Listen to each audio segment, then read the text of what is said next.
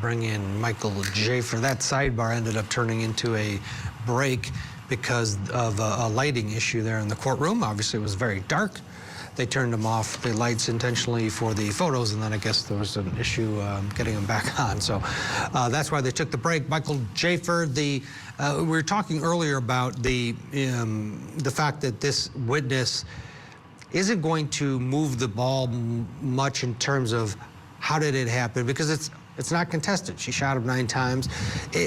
But it is reaffirming that it wasn't just 1 shot, it wasn't 2 shots, it was 9. And she's, you know, a member of law enforcement.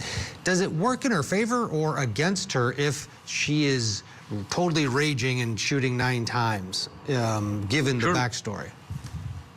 Purely against her. Purely against her. This is one of the factors that harms her, because at the end of the day, if the jury are left with the opinion that the gunshot wounds from the back were the first injuries to this gentleman, right, to her husband, to Terry, the fact that she's a law enforcement officer and she shot him in the back, I don't think she has definitely she doesn't have a self-defense claim. Was she acting under the battered wife syndrome? You know, in Florida, they have to show a pattern. They have to show witnesses. They have to show people. They have to show prior incidents. Now, they have prior incidents, as her defense do, but they didn't result in an arrest. And we've seen witnesses so far in this trial, you know, the law enforcement officers said that there was no justification to arrest them for these incidences.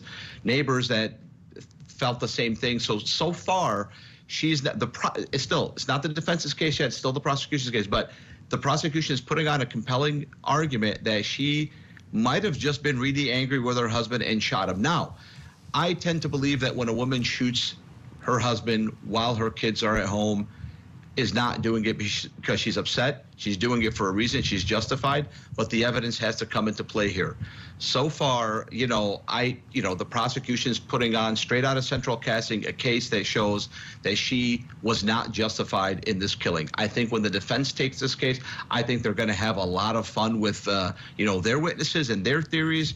But I don't like their cross-examination so far of the witnesses that have come about in this case. So far, it's kind of trending in the prosecution's favor, but the trial started on July 9th. It's still very, very early.